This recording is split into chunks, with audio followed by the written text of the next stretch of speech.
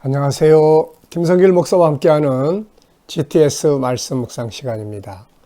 오늘은 네 번째 주간의 여섯째 날 묵상이 되겠습니다. 여섯째 날은 관계에 맺기죠. 응용하기입니다. 한 주간 동안 묵상한 말씀들 중에 오늘 살아가면서 또 일주일을 지내면서 또 평상시에 언제든지 사람을 만나거나 또 어떤 모임을 갖거나 또 어떤 업무를 처리하거나 할 때 이거 한 가지를 꼭 기억을 하세요. 오늘은 어떤 말씀을 사용해 볼까? 말씀은 우리가 공부하는 책이 아니고 사용해야 될 도구입니다. 이게 사용이 되면 형통한다고 말씀하고 있잖아요. 그래서 여섯 번째 날은 응용하는 훈련, 사용하는 훈련, 또 관계 맺는 훈련, 이런 내용들이 되겠습니다.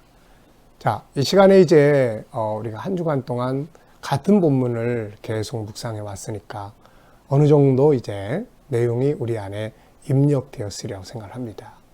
말씀은 듣고 배우고 그 다음에 암송하고 그리고 묵상하고 이걸 통해서 생각나게 하고 생각나는 것을 생활 속에 살아가게 되죠. 자, 그러면은 오늘 말씀의 구조가 어떻게 되죠? 먼저 3, 5, 4, 4, 6, 3. 3, 5, 4, 4, 6, 3이에요. 자, 그러면 오늘도 이 본문 말씀을 우리가 한번 구조를 따라서 한번 읽어보도록 하겠습니다. 말씀의 내용, 이 로마서의 내용이 좀 헷갈리는 게 많아요. 뭐, 할례자, 무할례자, 하여튼 좀 이렇게 단순한 게 아니기 때문에 기억하기가 조금 어려울 수 있지만 그래서 막 전체를 막 다 기억하려고 하지 마시고 그 중에서 핵심적인 것, 앞뒤 다 잘라내도 괜찮고 중요한 것, 한 단어, 또 한 구절, 한 마디, 중요한 것, 요거 이렇게 마음에 담을 수 있도록 그렇게 하시기 바랍니다. 자, 그러면은 본문 말씀을 읽어보겠습니다. 그런즉 육신으로 우리 조상인 아브라함이 무엇을 얻었다 하리요? 만일 아브라함이 행위로서 의롭다 하심을 받았으면 자랑할 것이 있으려니와 하나님 앞에서는 없느니라.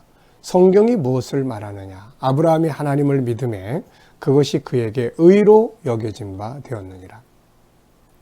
의라는 자에게는 그 삭시 은혜로 여겨지지 아니하고 보수로 여겨지거니와 이를 아니할지라도 경건하지 아니한 자를 의롭다 하시는 이를 믿는 자에게는 그의 믿음을 의로 여기시나니 이러한 것이 없이 하나님께 의로 여기심을 받는 사람의 복에 대하여 다윗이 말한 바 불법이 사함을 받고 죄가 가려짐을 받는 사람들은 복이 있고 주께서 그 죄를 인정하지 아니하실 사람은 복이 있도담과 같으니라.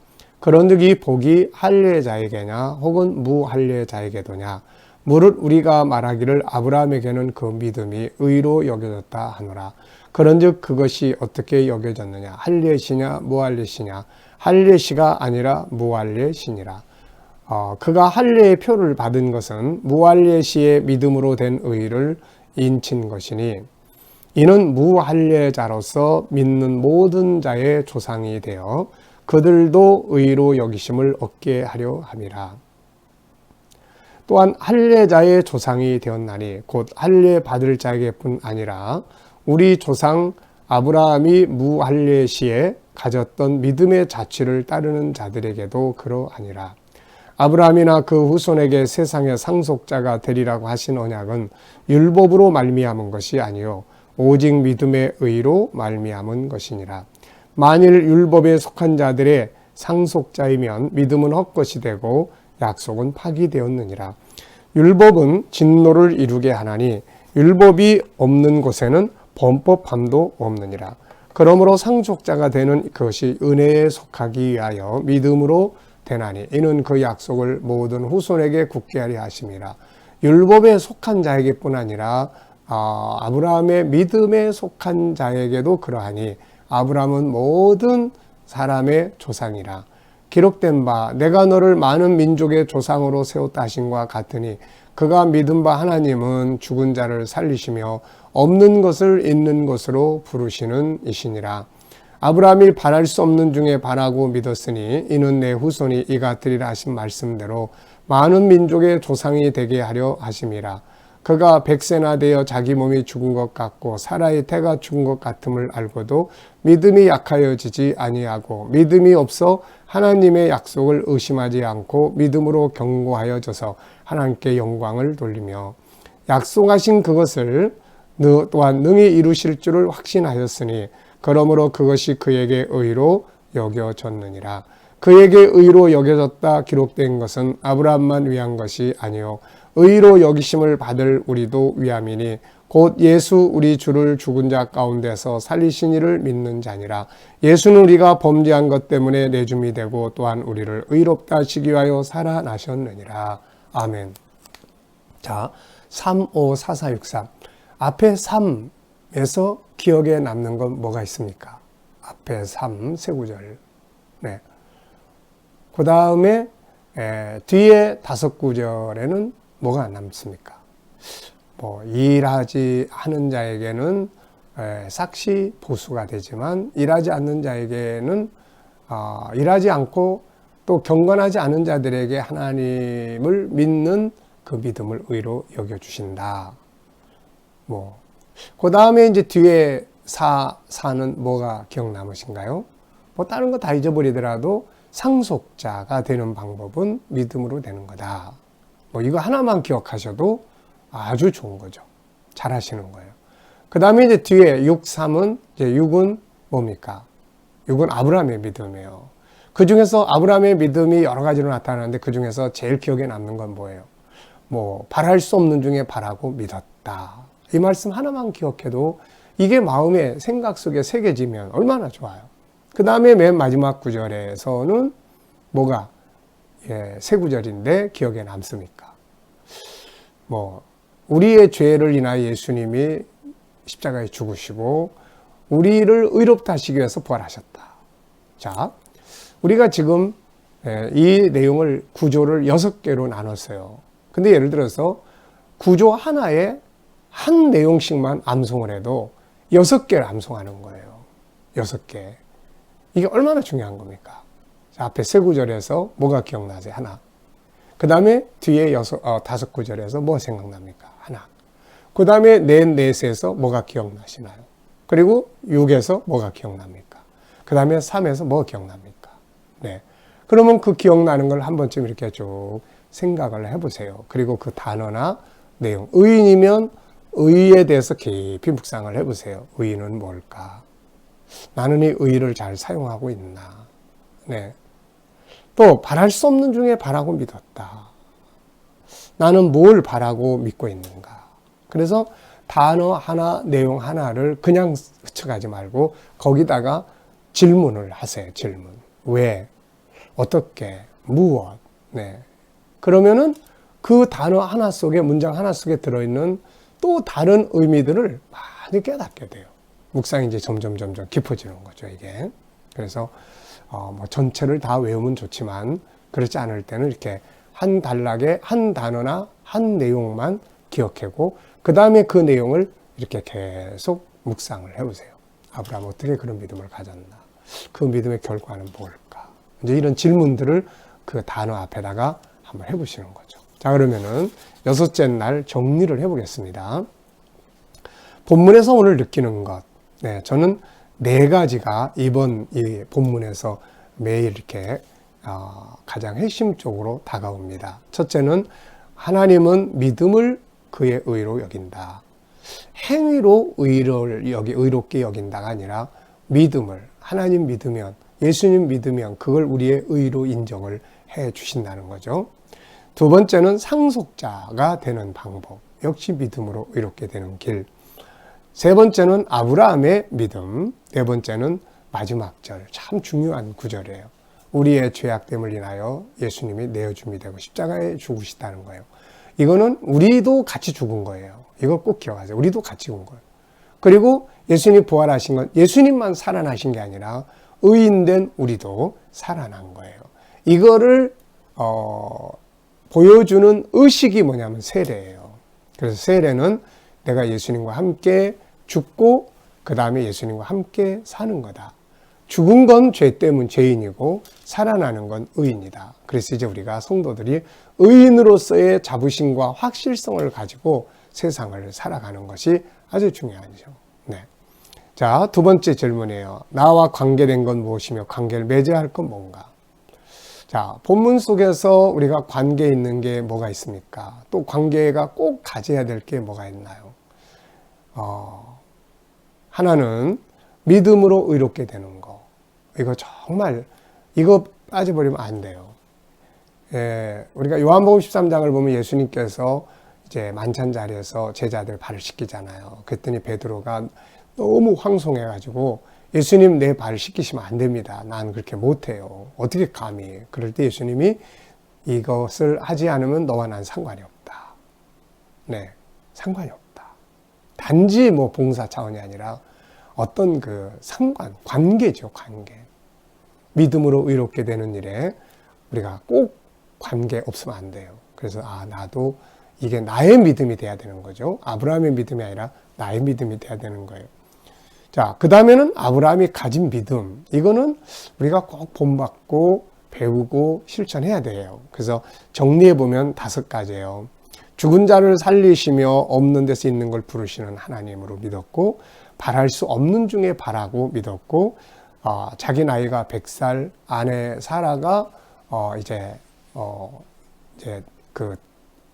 태가 아기를 임신할 수 없는 상태처럼 됐다는 걸 알면서도 믿음이 약해지지 않았다는 거. 그리고 네 번째는 그런 상황에서도 약속을 의심하지 않고 견고하게 이제 섰다는 것. 그리고 약속하신 것을 그대로 이루실 것을 믿었다는 것. 이런 믿음이 이삭을 제물로 바칠 수 있는 아주 강력한 그런 행동을 가져오게 되고, 또 아들을 결혼시킬 때 하나님이 그 약속들을 이루실 것이라는 것을 믿으니까 아주 담대하게 그 아이를 보낼 수 있었고, 또 아주 그 주관적인 견고한 가나안 땅을 떠나지 않는 흔들림이 없는 이제 이런 믿음을 가질 수가 있었던 거죠. 그래서 우리도 이런 좋은 믿음을 가질 수 있도록 노력을 해야 합니다. 자, 본문을 보면서 반성해야 할 부분은 뭔가? 우리는 항상 하나님은 우리를 의롭다고 하시는데 우리는 항상 죄인이라고 생각할 때가 많아요. 그 이유는 항상 우리는 우리 자신의 행위를 봐요. 행위를. 그러면 죄인이에요. 내 행위를 보면 뭐 누구도 난 의인이라는 말 할 수가 없어요. 그래서 우리가 항상 십자가 믿는 십자가를 봐야 돼요. 십자가. 믿음으로 의롭게 되는 걸, 이걸 볼 수 있어야 합니다.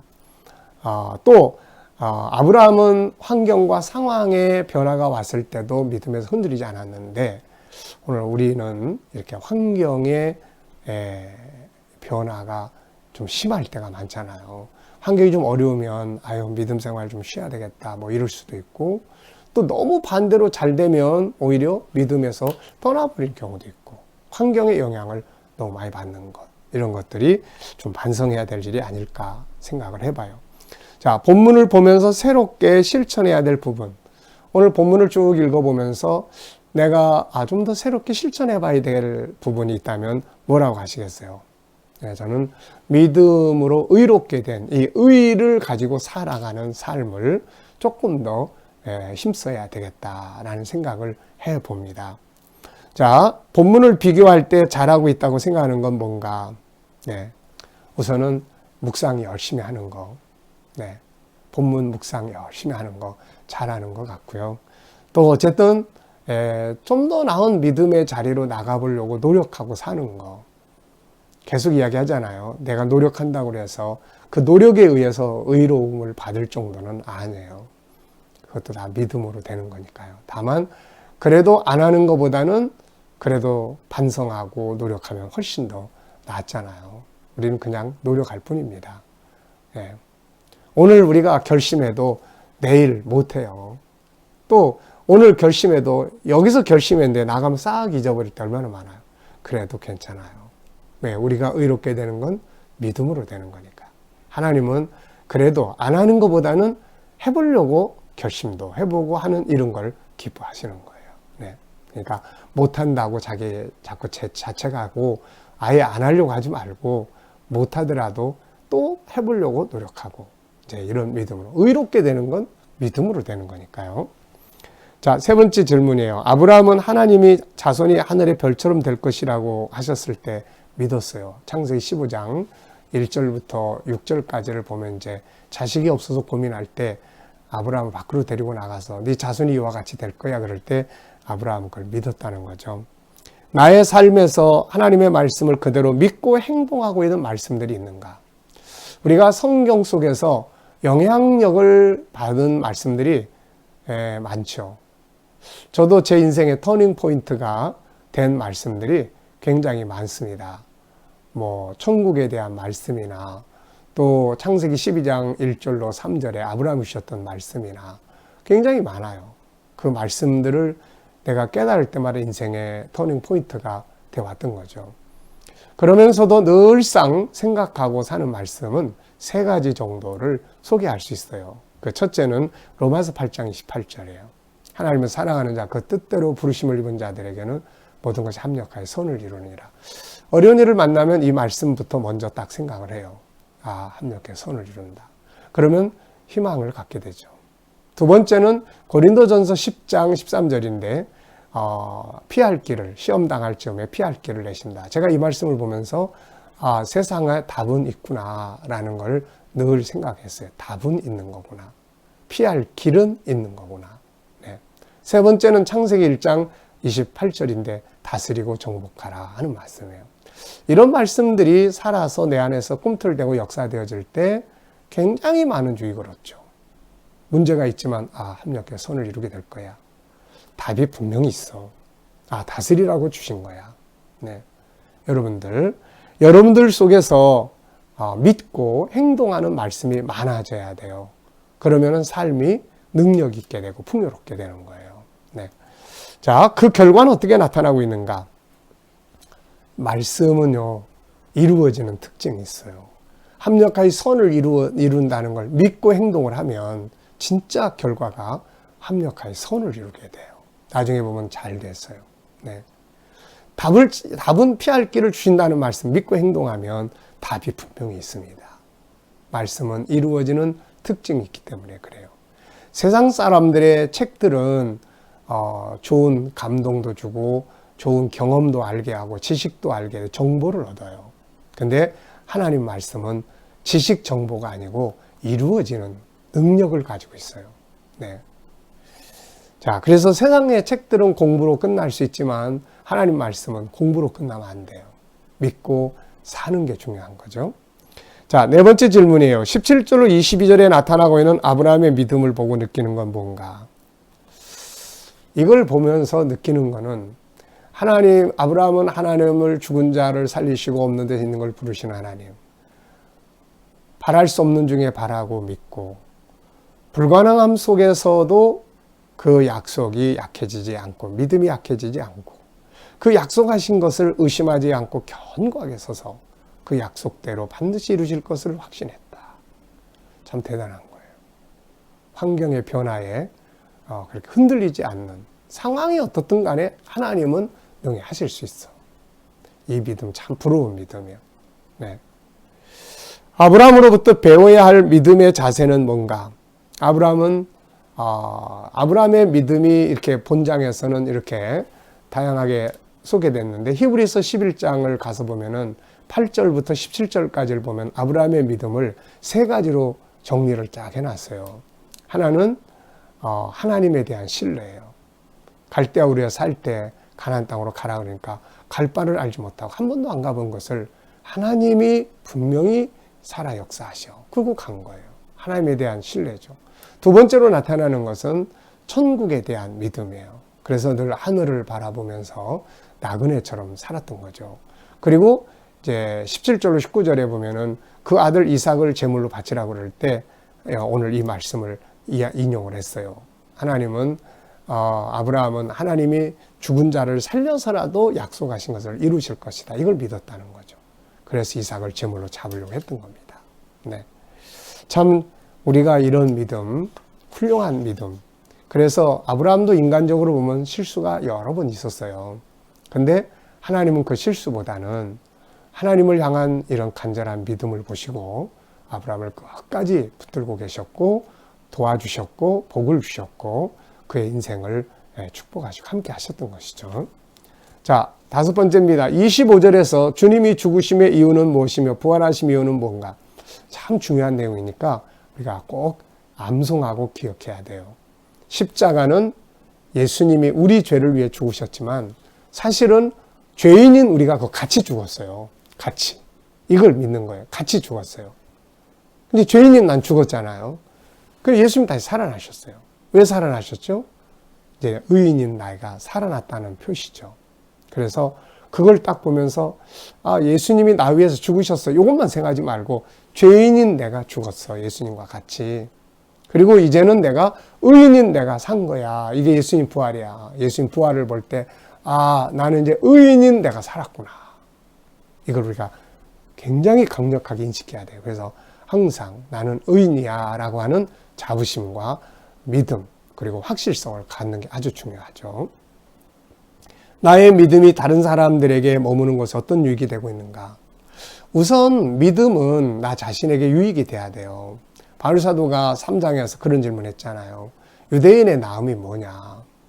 믿는 자의 유익이 뭐냐는 거예요. 여러분들 예수 믿음으로 어떤 유익을 얻죠?